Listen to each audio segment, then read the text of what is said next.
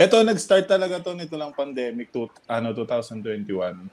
At talagang walang-wala na eh. Last money ko na yun. Kumbaga, last dukot ko na yun eh. Ito na, magninegosyo na tayo. Kasi nga, ako kasi, wala talaga ako sa magnegosyo. Alam mo yung, wala lang. Gusto ko lang matulungan yung family ko. Pero hindi ko naiisip yung negosyo hanggang ang nagsuggest sa akin yung girlfriend ko na si Pauline.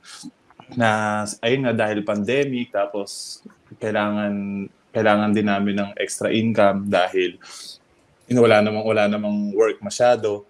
So, ayun, napaisip na kami na, sige, magnegosyo tayo ng food.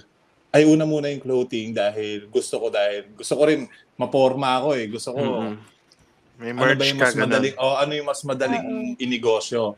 So, dancer ako, mas madali yung clothing line. Kaya, ayan, nagtayo ako ng Bombs Clothing.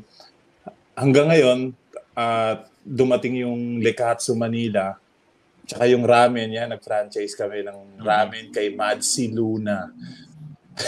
Ayan, tapos, tapos, mga pa lang, 3 months pa lang, na bless kami dahil yung ang daming customer. So, ang laki kaagad nung kita, halos triple yung kinita kaagad namin ng 3 months. Nag-isip kami ng sarili namin ng pangalan. Ayun yung Lekatsu Manila. Ayun yung ayun yung naisip namin para at least, di ba? Napanood ko yan sa vlog actually. Napanood ko yung ramen nyo at yung mga katsu-katsu nyo sa vlog. Tapos parang gusto namin i-try talaga. Oo, pero, sarap. For sure.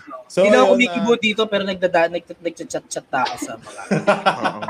Naghahanap na ako kung nagdi-deliver sila dito. Sige, go ahead. Ayan, so ayun nga, naisipan namin Lekatsu Manila para at least malawakan sa amin mag-franchise at ngayon may mga nag-franchise na sa amin 4 na kaya sobrang nakakatuwa na lumalaki yung negosyo kaya yun